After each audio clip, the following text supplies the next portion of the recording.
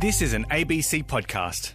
Just a warning, if you have small or sensitive ears around, there's a little bit of swearing in this episode. Hey, Steph. G'day, Annabel. What do you think of Parliament House? It's a bit weird looking. I do feel like that building's TripAdvisor reviews are going to be suffering a bit this year, if I'm honest. Yeah, particularly among women. I mean, the truth is, like many parliamentary buildings around Australia, it was actually designed not so much with women in mind. But this year, 2021, marks 100 years since the first woman entered an Australian parliament as an elected representative. And it has been a wild ride.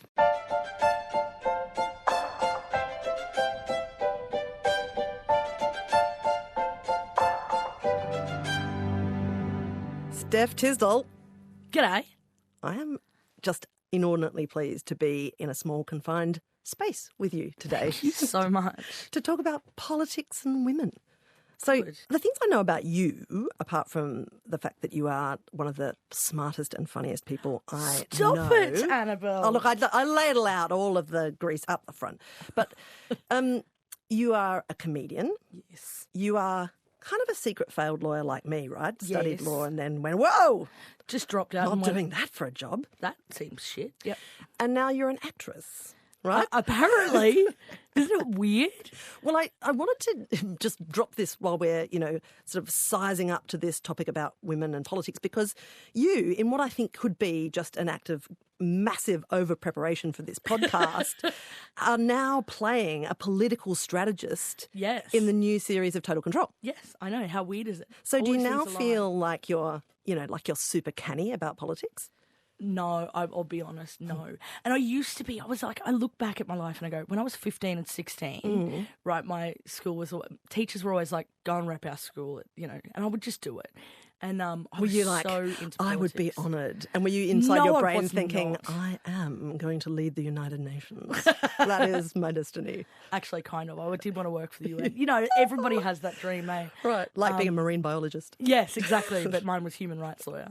So I was really, really into politics when I was a teenager.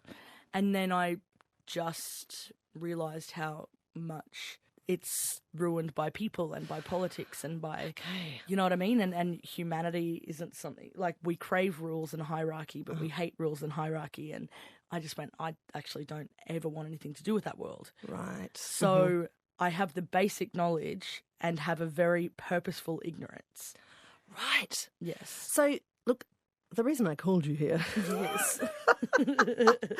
is that, so it's 100 years this year Yeah. since the first woman was elected to any parliament. Really? In Australia.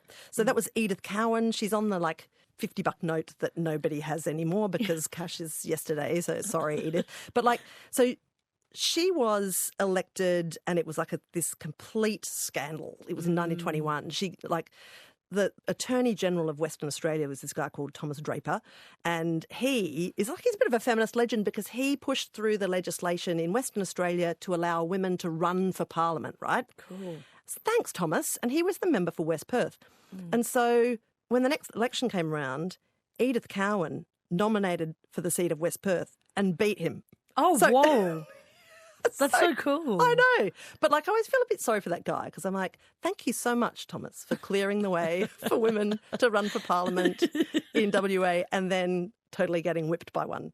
Anyway, so look, it's the 100-year anniversary and I have always been really interested in watching the way women kind of get into Parliament and what happens to them there. I think their experience is very different from men in Parliament and always has been over that century. Yeah. And in order to commemorate this anniversary, I interviewed about 12 women, some of whom were the first woman to do Sorry, something. 12.5? Yeah, I just... Oh, sorry, no, I was just thinking 12.5. No. But now I understand. But do you know what? Thank you for the clarification. It's not 12.5 women that I have interviewed. That would have been difficult bisecting the last one. But so I've talked to the first female Prime Minister, Foreign Minister, the first, Muslim woman in Parliament, the first woman to serve in both parliaments, the first woman to be elected to the Senate from New South Wales, the first female Governor General, the first Indigenous woman in the Parliament and in the Senate. So it's amazing how recent some of these firsts are. Like this whole, like women are still really just moving into the system. But some of the stories that they told me just freaked me out. And I thought, well, I'm nearly 50 and I'm quite freaked out. You don't look a day over 16. Thank you, darling. But you are like much younger than me. And I was just interested to see what your take would be on some of these stories, right? Because so think of this as like this will be kind of essentially like a lady slide night where I will show you some slides and you're here to make it less awkward and creepy. But that's your role. But I love this. I love learning. I love hearing people's stories. Like that's essentially what it is, right? So one of the things that really freaked me about talking to all these women was just really realising how just the design of the parliament sort of screams blokes. Like what they found when they moved in there was a place that was like explicitly and implicitly designed around a person who looked a certain way. And that has a huge impact on people's experiences when they serve there. I want to play this little thing from Anne Ali. She's the member for Cowan. She's a currently serving Labor MP. She is like a international security and terrorism expert. She came into Parliament. Yeah. She hadn't been really a member of the ALP and they kind of headhunted her. Wow. And now she's the member for Cowan and she's the first Muslim woman ever to serve in the Australian Parliament. I just want to play you her impressions of what happened when she first walked into that building as an MP. Here she is. Turning up to Parliament the first time, it was all a bit surreal. Like, you know, because this Parliament's this big place. You get lost. I still get lost. After all these years, I still get lost. And I remember walking through the hall and passing portrait after portrait after portrait of these old white men. And they all seemed to be watching me with their eyes, like following me with their eyes as if to say, who the fuck let you in? Like, what are you doing here? She is, we'll come back to that issue of the portraits, all of the blokes a little bit later. But like, how much did you get to wander around Parliament House when you were there, like filming? Actually, mostly outside of it. I didn't go inside it much, to be honest. Couldn't get the security clearance. Exactly. I remember I went there, though, when I was about 16. Right, yeah. And I just remember thinking it was really ugly and very clinical. Yep. That's what I can't stand about. Like, I don't like going there. It's very clinical. It's very colonial. It's very exclusive feeling. Yep, it's built to be imposing. And like 90% of Parliament House is off limits to the public. Like when it was built, there was this big thing about how you could walk on top of it and it was supposed to be symbolic of, you know, the Australian people's supremacy over, you know, the people who are in the building. But actually, you can only get into about 10% of it if you go there like as a visitor. But one thing that really came out of these women that I talked to was this feeling that even the design and how the chamber works and stuff is sort of presupposed on male voices. Like here's Carmen Lawrence. I'll just run this one by you. One of the things that struck me when I first entered the federal parliament, apart from the fact that it's a neo-fascist building, which I dislike intensely, with great big spaces where shouting is actually required, and that's the first thing you notice as a woman, that in the chamber itself, to have an impact, you need to have a very strong voice because you'll get this wall of sound coming at you, which is amplified in that big theatre. And for women, if they raise their voices, for many that means raising the pitch, and the pitch of a woman's voice going up tends to be equated with shrieking. Wow. And sometimes, frankly, even to my ears, that's what it sounds like. It sounds shrill. See, isn't that interesting? Like, so interesting. Even the acoustics. Amazing. Yeah, wow. I would have never thought of that. She put that so well. Right, I know. She's very clever. But that whole thing that I think probably never occurs to men because they're just, you know, interacting in the way that the parliament always has. Yeah. But it's harder and it's different if you're a woman because if you raise your voice, people think, well, now she's really lost her nut, you know. Yeah. And Julia Gillard, sometimes I remember when she was a great parliamentary performer, but, you know, would sort of, even she used to sort of be careful about her voice because if it went up too high. Well, she's got quite a deep voice too. Right, and Carmen Lawrence has got quite a deep voice and I always thought that she did this thing where she pitched it low so that people would be obliged to listen, like so that it wasn't a volume thing, it was like an authority type thing. How interesting. But Oh my God, you don't even think about those sorts of things, but that's incredible. Yeah, that whole space, I mean, that theatre of the chamber, it's got a huge high vaulting ceiling. You can see the flag through the glass roof. So it's like, it's quite amazing design-wise, but I think that the designers didn't really think about, what sort of issues is this going to raise for the women who serve in here. And we actually interviewed Ros Kelly, who was the first woman to answer questions in that chamber. Yeah, she was the first woman to be a minister in the lower house answering questions at question time. And she said, I had no one to copy. Like I had no, because I had to find my own style. It's just really interesting thinking about those. I mean, I say early woman, but like Ros isn't even that old. Like we're talking about the 80s. So yeah, wow. All of this stuff is pretty recent. And that building, like New Parliament House, is so thoughtfully designed. Like there's so much thought that goes into it. For instance, like when you're wandering around, you know how there's those courtyards everywhere? Yeah, yeah. There's like fountains in the courtyards and they are all quite noisy fountains and they were put there, I'm not kidding about this, they were put there because it would allow people to have meetings in the courtyards but not be overheard by the people, on the table next door. So that's the level of like design and thought that went into that building. Isn't that incredible? Yeah, but it didn't have a childcare centre. Yeah, of course. And it didn't have like... When was it designed? Well, it was built in the 80s and it was, the result of this international design competition. It's an extraordinary building. But even at that time where there were like really appreciable numbers of women in the parliament by then, it sort of has all these little flaws and ticks that every now and again just pop up and tap you on the shoulder and say, hey, I was made for blokes. And, apart from that, there's, the doors are incredibly heavy, right? Yes. A couple of our interviewees also noticed that it's really cold in there. Yeah. Because the air conditioning is actually set at a level that is comfortable for men in suits. That blows my mind. Right. But it's design and the way that it impacts on our lives. And what it means is that, like, when women get there, they're like, they're sort of conscious at some level that, Well, it's. I think it's always those things, isn't it? It's always the micro, like the really small instances of things that add up and make you question your identity. It's never the It's never the overt sexism. You know, if you're faced with overt sexism, you go, well, that person's an idiot. Yeah. When you're faced with noticing things about a building, like you have to talk about, then you go, oh, this is way bigger, and my voice isn't considered as highly as others. Right. And if you get to the point where you're like having a nana about the air conditioning level, you're listening to yourself and you go, am I nuts? Am I like, is this crazy?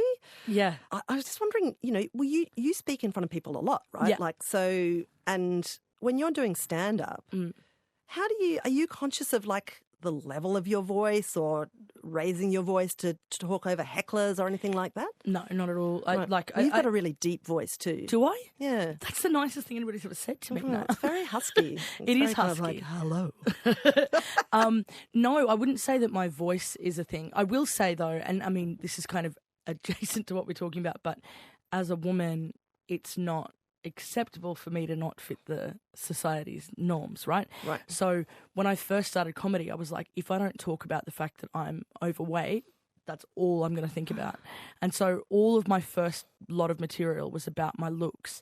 And it took a really long time to feel comfortable enough to even talk about anything else, because I thought, if they're thinking about it and I'm not saying it, then I've missed something, That is so interesting, because I think that is like one thing that I've noticed from talking to all these women is they feel they've got this really quite well-developed plan in their heads as to how they're going to overcome the fact that they are unlike the people around them. Right? Yeah.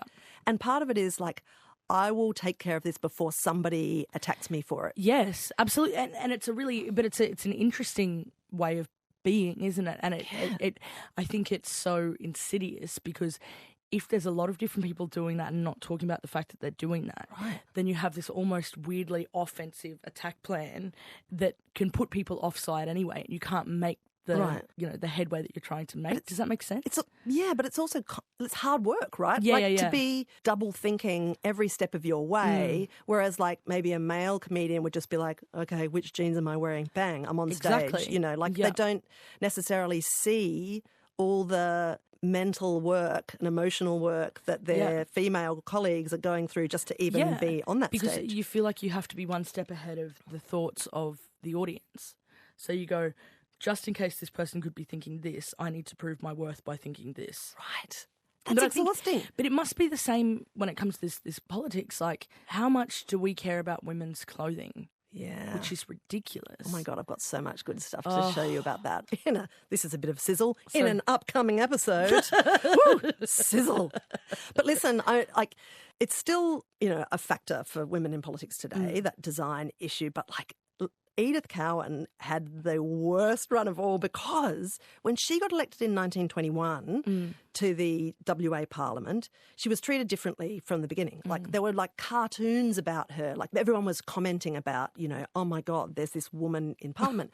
And she, when she made her maiden speech, which is an old Westminster tradition, and the convention in politics is when you make your first speech, everybody sits down and shuts up. They do not interrupt you or heckle you. I went and had a look at the Hansard of her first speech. She was heckled or interrupted 15 times. And that had not happened to anyone before. And you can see her, I can't hear her because there's no recording, but you can see her, she's responding to the interjections. It's like she's just battling through. She's a really gutsy bird. She's she's handling it beautifely. Do you reckon she knew that she was making history at that point? Well, she must have. She was a real suffragist campaigner. So she was all over women in Parliament. And there's this beautiful story actually about her on the campaign trail where her husband James, with whom she had 5 kids, she had a crazy life. Her mum died when she was a baby, and then her dad remarried and he murdered her stepmother and then was executed for her murder. Yep. Right? So she had a pretty interesting, normal, totally straightforward, life. Wow. But she married this guy who was very supportive of her push into politics. She was a great member of society and very active. And he went out and door knocked for her. And there's this great story in a biography of hers that says that James, the husband, knocked on this door one day to canvass for votes. And this really posh lady let him in. And she's like, oh, I'm glad. I really need to talk to you about this woman, Edith Cowan, because as far as I understand it, her poor husband is dying of a broken heart at home. And he's like, madam, I am that husband and I'm fine. So I kind of love him. But so here's the thing for Edith that was very weird, apart from being interrupted lots of times, was that when she arrived in Parliament, she noticed no toilets for ladies. That's what I was going to say. Were there? Yeah. Nope. Wow. And look, you'd think that the sort of gentlemanly thing to do from the established members would be like, hey, maybe we should put a dunny in for Edith because, that would be nice. They didn't because they didn't think that there would ever be any other women. They thought that she was such a freak occurrence. So she had to go home to go to the toilet. Really? Yep. She lived not that far from Parliament House. So she used to pop home. God, that's awful. I know. But do you know what the weirdest thing is? So that happened to her. And you're like, 1921, we weren't that far into the whole experiment of chicks in politics. But the same thing happened in federal Parliament because when the first women arrived in the federal Parliament, which was in the 40s, no women's toilets there. Really? Yeah. And they still didn't put them in. And we've got this footage from Nancy Butfield, who was elected from South Australia in 1955. Still no dunnies then. 1955? Right. Oh, wow. No, but seriously, it goes on. We interviewed Kate Sullivan, who was elected to the Senate from Queensland in 1974. Still no ladies. Get out. I will not get out. And so What about other people working in Parliament House? So right around where all the MPs' offices and the chambers are, there was in the Senate, there were 2 toilets outside the Senate. And they were labelled senators and gentlemen, right? So there were 2. Yeah. And she and a colleague from Western Australia who was a Labor senator actually campaigned to have one of those 2 toilets made into a ladies' toilet. And they succeeded. But what happened was that they just, it was the men's toilet, but they boarded up the urinal. So, it's gorgeous. And she said there was always these blokes still walking in because they're like, what? What? This is my toilet. That was I was 1 year old when that happened. And I'm just thinking, how funny that it took so long for that even to happen. It's just the weirdest weirdest thing. It is. It's crazy. Like, it's crazy when you actually think about, you know, when there are so many different sort of issues when it comes to this, and I don't want to go down this path. But No, to go down any path. Obviously, I'm Indigenous, and I always think it's funny when people sort of talk about, oh, it happened so long ago, get over it. And I go, it started 200 years ago. You know, like, that's when it started. Right. The reality is that the generation, it's it's one generation ago. It is so It's so new. recent. And Yeah. I can't believe that you can still sit down and talk to just like numerous women who were the first woman to do something. Isn't that insane? Look, there's something else that kind of really blew my mind while we were researching this project. And like the other thing apart from the building that is designed around men is actually, you know, our electoral history, right? Like, so in the 1850s, say in the colonies, they were starting to have their own elections and stuff. Like the Australian colonies were sort of run from a distance by Britain, right? Yeah. And then so we were working towards this, like, oh, I don't know, we're separate colonies, all facing much the same issues. Maybe we should get together and make decisions that we don't have to wait 3 months, you know, to get an answer to when we... Somebody who didn't actually give a shit. Yeah. Right. So in those days, the colonial elections were held in pubs. Really? Yeah. So in the colony of New South Wales, the way that it would work was like the candidates would go to the pub and they would buy beers for voters, and then the voters would vote, but they have to show their vote so that the candidate would know if the bribery had actually worked. There's like... Wait, but weren't women not allowed in pubs for a while? Yeah, they didn't have the vote. So that was one of the arguments against women having the vote, was like, but if they had the vote, they would have to go to the pub, and that's no place for a woman. Yes. It's funny that I was like, the pubs instead of the vote. But yeah. Yeah. Wow, that is fascinating. Right. So it was a kind of like, I don't know, just evolved as voting was a place that you did in a really blokey place. Yeah. Therefore, it's a really bad idea to have women involved. Anyway, I'm still getting to the point. So where this all came together was two things happened. One, in 1894, South Australia became the first place in the world where women had the vote and could run for parliament. Wow. So that was like an amazing development, and it was just like all women, right? But when the colonies came together and became the Federation of Australia in 1901, they had this question of, because like voting was different all around Australia. Like in South Australia, women could vote and Indigenous people could vote in South Australia, although practically hardly any did because nobody went and signed them onto the electoral roll, right? Like, so it was a kind of situation where the kind of technical reality was different from what actually happened. But one of the first acts that the new parliament passed was something called the Franchise Act, which was like, oh, hey, who is allowed to vote in this country in federal elections, right? So it was a big debate. And I always had been taught that, like, you know, that was a big moment for women in Australia because that was the moment that Australia became the first independent nation in the world that said, yes, women can vote and yes, women can run for parliament too. So like, yay, Australia, amazing moment. However, when the legislation was introduced to the parliament by this guy called Richard O'Connor, it was a straight out like, if you're over 21, you get to vote, right? And then what happened is that this guy called Alexander Matheson, who was a senator from Western Australia, introduced an amendment. And his amendment was, I'll read it out to you. No Aboriginal native of Australia, Asia, Africa, or the islands of the Pacific, or persons of the half-blood, shall be entitled to have their name placed on the electoral roll unless so entitled under Section 41 of the Constitution, which means if your name's already on the roll somewhere, you can't be removed. But basically it means, okay, so everyone shall have the vote except for Aboriginal people. Yeah. And a couple of other races that we've chosen. But that was in line with the White Australia policy, right? Right. But like, so I knew that Aboriginal people had not got the vote at the same time as everyone else, right? Yeah. But what I hadn't known was that there is actually a link to women getting the vote and First Nations people being kicked out of it. I'm going to play you. Right. So this is an excerpt from a speech that was actually given in the Senate. Now, it is like really offensive, right? Yeah. And in our program, Linda Burney reads it out. We talked about it and her view is like, it is hard to hear, but you have to know that this stuff happened Of in our course. parliament. Anyway, here's Linda Burney reading an actual quote from a speech that was given in the Senate in 1901. Surely it is absolutely repugnant to the greater number of people of the Commonwealth that an Aboriginal man, Aboriginal lubra or gin, a horrible, dirty, degraded creature, should have the same rights, simply by virtue of being 21 years of age, that we have, after some debate today, decided to give to your wives and daughters.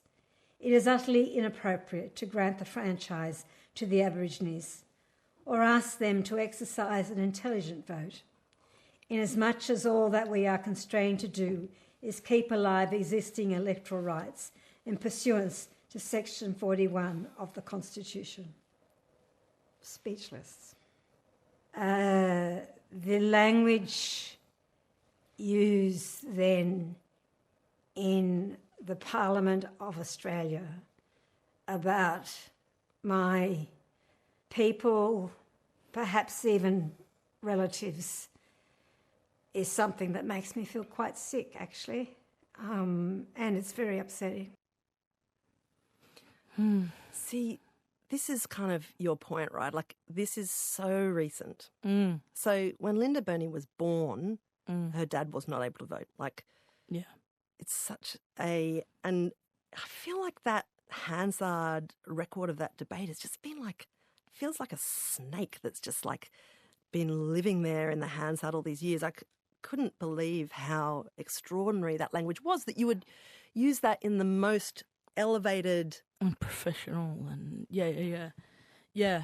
It's actually really emotional, you know, because as well I think that we pretend that there's a level of progress that we've had that's just not reality. And the reason why it's important to do stuff like what you're doing, you know, with when we talk about like women and our historical place and all that sort of stuff, is I honestly think that history is the most important thing to give people empathy. And just empathy, just understanding what's happening right now. If you don't know what's happened before, why would you give a shit? You go, but things are fine now. And if you stay in that headspace, that's, you're apathetic. You don't, you know, whereas listening to something like that, you go, shit, you know what? That was really not that long ago. Right. And this big moment for women in this country is also the opposite big moment for First Nations people. And when you're looking at two marginalised peoples and you see they're almost being traded off for the other, that shows so much about the pervasive nature of, you know what I mean? Yeah. And it's incredible. You need to know that stuff, even though it hurts and sucks to hear. It's not about feeling guilty about these things. It's about going, these things have happened, and knowing that allows me to make better, more empathetic choices in the future. Yeah, I think just that causative role, like from what that guy is saying, it's kind of like, well, if we're going to give the vote to our wives and daughters, we don't want to pollute that right by, oh my God, it's just an extraordinary way to think. It's just fascinating though, just that idea of leveraging off one to get the other as well. Right. And look, odd. There were senators who spoke really strongly against this amendment, but it had the support. And so in the end, they really, like the proponents of the legislation were in this, they were like, well, this amendment has the majority support. So either we just pull the bill altogether or we accept that we're just disenfranchising this chunk of the nation, like the first bit of the nation. Like it's an extraordinary call. But that's what they did. And like it stayed that way, you know, for 60 years. So like you said, this is a really short period of history. And I think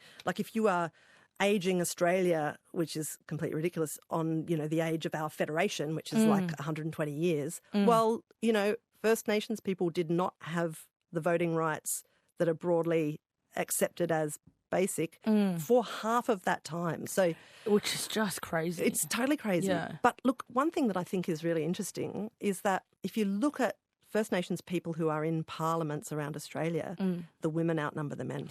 That's not surprising to me, actually. Think about like the hero's tale, right? when you're writing a story or whatever, it's almost like the more hardship that somebody goes through, the more fight they have, or that's the story, right? If you're a woman and you're a woman from a marginalised community, then you're marginalised for two different reasons. Don't you think that you're almost the upside of that, which there are few, but the upside of that is that you've got the strength to say, you will listen to me because you don't get listened to. The urge to want to be heard is maybe elevated, And so maybe that's it. You hang in there. Do you know what I mean? Yeah. Well, look, I mean, the women that we talked to who were the first women, Indigenous women in the Senate and House of Reps, Nova Peris and Linda Burney, have just, both of them, been through just extraordinary things, on their way into politics and inside politics. And they are think of them as these bulletproof women. They're extraordinary.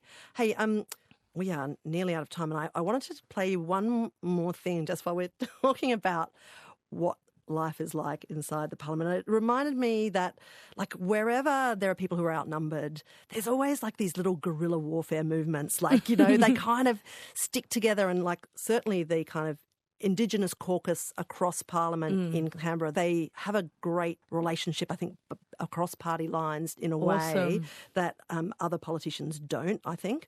But there's also just out-and-out rebellion. And I wanted to play you just this lovely little thing from this woman called Margaret Reynolds. She was a minister in the Hawke era, not a cabinet minister, but she was there were a lot of men around. And she was a senator from Queensland who was a feminist. So she got nice. She got trouble. But here's what she was really annoyed by the portraits as well, Anne Arley.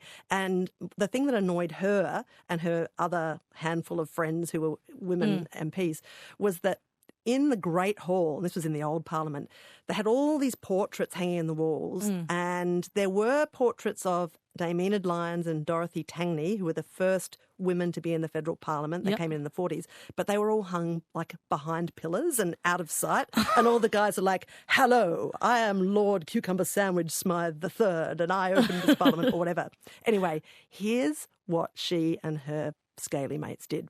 In King's Hall, there were the portraits of all the important prime ministers and senior people in the political parties. And there were only two women at the time, Dorothy Tangney, who was the first woman senator elected from Western Australia, and Dame Enid Lyons from Tasmania. And we noticed very early on that those portraits were hidden behind two columns. So you walked in and you saw Whitlam and you saw Fraser and all these portraits, but you had to sort of really go looking for Dorothy and Enid. So we decided that we would move the portraits and we'd move the women to the most prominent position. I think we actually moved, if not Gough, we might have moved Kerr. There might have been a message in that. Anyway, we moved them so that as soon as you walked up the steps, you saw the two women, and we thought that was very appropriate. And the next day in question time, Senator Ruth Coleman complimented the President on having officially had them moved.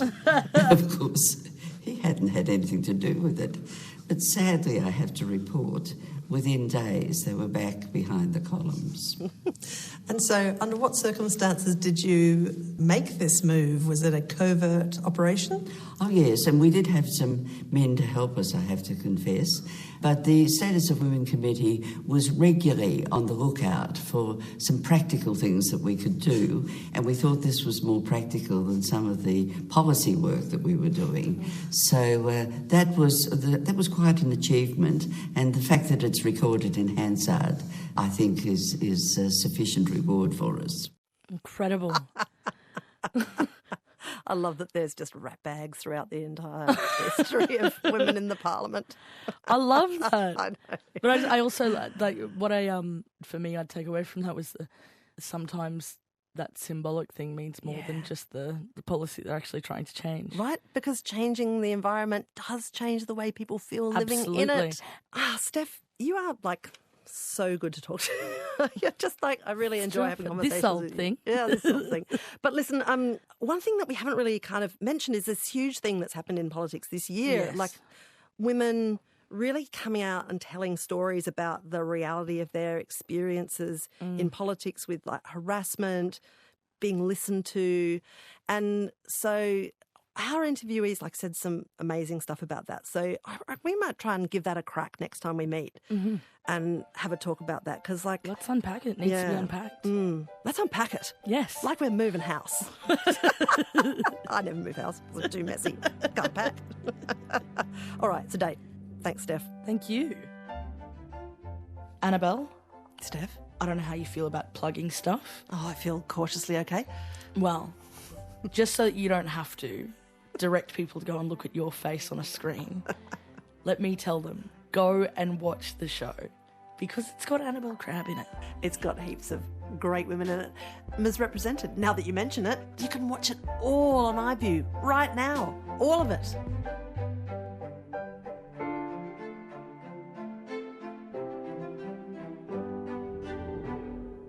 You've been listening to an ABC podcast. Discover more great ABC podcasts, live radio, and exclusives on the ABC Listen app.